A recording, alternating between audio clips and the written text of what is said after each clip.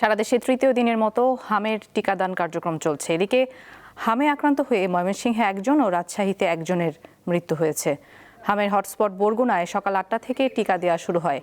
গত ২ দিনে ৩,০০০ শিশুকে টিকা দেওয়া হয়েছে। এদিকে বরগুনায় গত ২৪ ঘন্টায় নতুন করে ১৫ শিশু হামে আক্রান্ত হয়ে হাসপাতালে ভর্তি হয়েছে। ময়মনসিংহের ৩ উপজেলায় ২ দিনে ২০,৫২৪ হাম রুবেলা টিকা প্রদান করা হয়। ঠাকুরগাঁওয়ে গত ২৪ ঘন্টায় ১৭ জন সন্দেহজনক হাম রোগী শনাক্ত হয়েছেন। বর্তমানে রাজশাহী মেডিকেল কলেজ হাসপাতালে হামে আক্রান্ত ও উপসর্গ নিয়ে চিকিৎসাধীন রয়েছেন ১৩৮ জন রোগী।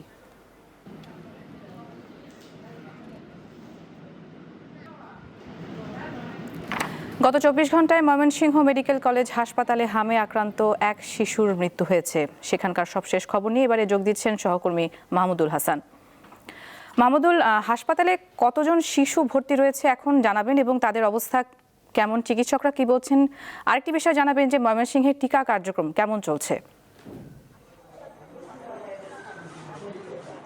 নজাত, ময়মনসিংহ মেডিকেল কলেজ হাসপাতালে গত ২৪ ঘন্টায় একজন শিশু মারা গেছে এবং একই সময়ে আরো ২৮ জন শিশু হাসপাতালে ভর্তি হয়েছে নতুন করে।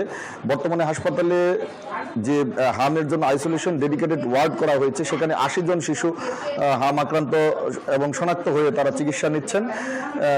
চিকিৎসকরা আমাদেরকে জানিয়েছেন যে এখন পর্যন্ত তারা যে পরিমাণ রোগী আসছেন প্রতিদিনই তারা কিন্তু তাদের যে সাপোর্ট রয়েছে সেটি দিয়ে তারা চিকিৎসা কার্যক্রম চালিয়ে যাচ্ছেন এবং এই ওয়ার্ডে, আইসোলেশন ওয়ার্ডে যে পরিমাণ বেড ছিল সেই বেড কিন্তু ইতিমধ্যেই সম্পূর্ণ হয়ে গেছে। ইতিমধ্যে কিন্তু ফ্লোরে অনেক রোগী আমরা দেখেছি যে তারা চিকিৎসা নিচ্ছেন মেঝেতে। হাসপাতাল কর্তৃপক্ষ বলছেন যে হাম আক্রান্ত রোগীর সংখ্যা বেড়ে যাওয়ায় কিন্তু ওয়ার্ড করা হয়েছে, সেখানে স্থান সংকুলন হচ্ছে না। যদি অবস্থা এই ধরনের অব্যাহত থাকে তাহলে কিন্তু তারা আরো যে কার্যকরী পদক্ষেপ বা পরবর্তীতে আরো বেশি ওয়ার্ড স্থাপন করা যায় কিনা সেই বিষয়টি তারা চিন্তা ভাবনা করছেন। আরেকটি বিষয় জানিয়ে রাখি, ময়মনসিংহ যেহেতু হামের প্রাদুর্ভাব ব্যাপক, এই জন্য সরকারের যে বিশেষ ক্যাম্পেইন, সেই বিশেষ ক্যাম্পেইনে ময়মনসিংহ জেলার ৩টি উপজেলা যেটি হামের হটস্পট হিসেবে সবচেয়ে বেশি আক্রান্ত, যেখানে সেই উপজেলাগুলো শনাক্ত করে এখানে টিকা কার্যক্রম পরিচালনা করা হচ্ছে।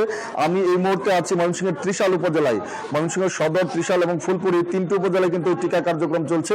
এখানে এসেও আমি দেখেছি যে অসংখ্য মানুষ যাদের ৫ বছর বয়সে কম শিশু রয়েছে, ৬ মাসের বেশি, তারা কিন্তু কিছুক্ষণ আগে আমি দেখেছি এখানে লাইন ধরে এসে অভিভাবকরা তাদের শিশু সন্তানদের টিকা দিচ্ছেন। আমি তাদের সাথে কথা বলেছিলাম, তারা বলছেন যে আসলে হাম যেভাবে চারদিকে ছড়িয়ে পড়ছে এই জন্য তারা অনেকটাই আতঙ্কিত ছিলেন।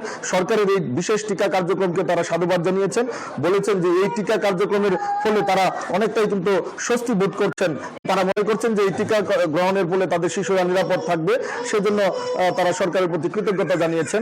আরেকটি বিষয় আপনাকে জানিয়ে রাখি, এই যে হাম আক্রান্তর সংখ্যা বেড়েই যাচ্ছে, জেলা সিভিল সার্জন আমাদেরকে জানিয়েছেন সারা জেলায় কিন্তু এই টিকা কার্যক্রম আগামী ২১ তারিখ থেকে শুরু হওয়ার সম্ভাবনা রয়েছে বলে আমাদেরকে জানিয়েছেন।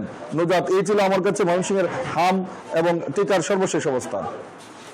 দর্শক, আমরা শুনছিলাম, সরাসরি যুক্ত ছিলেন সহকর্মী মাহমুদুল হাসান।